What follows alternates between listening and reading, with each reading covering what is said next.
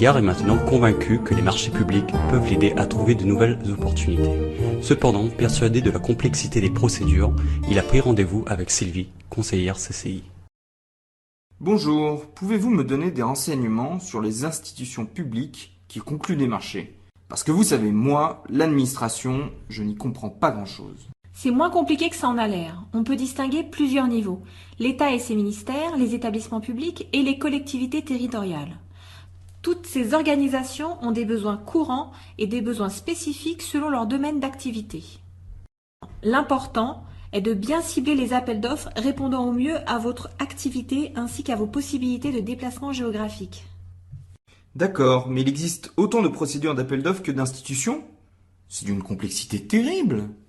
Eh bien, figurez-vous que les procédures sont les mêmes pour toutes ces institutions. En fait, il en existe 3 types. Les petits marchés inférieurs à 15 000 € où l'acheteur peut contractualiser directement ou demander un ou plusieurs devis. D'où l'intérêt de se faire connaître en amont auprès de ses acheteurs. Mais je croyais qu'on n'avait pas le droit de démarcher les acheteurs publics. C'est un préjugé courant. Mais en réalité, il est tout à fait possible de rencontrer un acheteur public, sauf lorsqu'un appel d'offres est en cours. Il est d'autant plus important de le faire que ces petits marchés ne font pas toujours l'objet d'une publicité. L'acheteur public sollicitera donc les entreprises qu'il connaît. Et d'une manière générale, je vous encourage fortement à prendre rendez-vous avec les institutions pour présenter votre offre. Pour en revenir aux procédures, il en existe également 2 autres. Les procédures adaptées. Dans ce cas, les acheteurs mettent en concurrence en faisant connaître leurs besoins sur des supports adaptés. Enfin, les procédures formalisées que nous appellerons appels d'offres et qui concernent les plus gros marchés et font l'objet d'une publication sur des supports officiels. Si je comprends bien, il y a une multitude de supports. J'imagine qu'il existe des outils qui me faciliteraient la vie pour trouver des consultations susceptibles de m'intéresser. Il existe 4 grands types de supports de publication. La presse écrite régionale et nationale, ou des publications spécialisées, les sites internet des institutions publiques sur lesquels sont publiées leurs procédures adaptées, les plateformes de dématérialisation des marchés publics, et des outils qui centralisent l'ensemble de ces sources.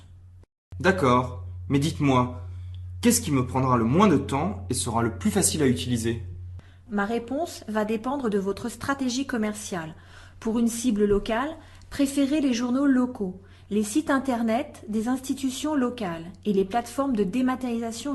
Pour des ambitions nationales, préférez la plateforme des achats de l'État, les centralisateurs de contenu ainsi que le BOMP.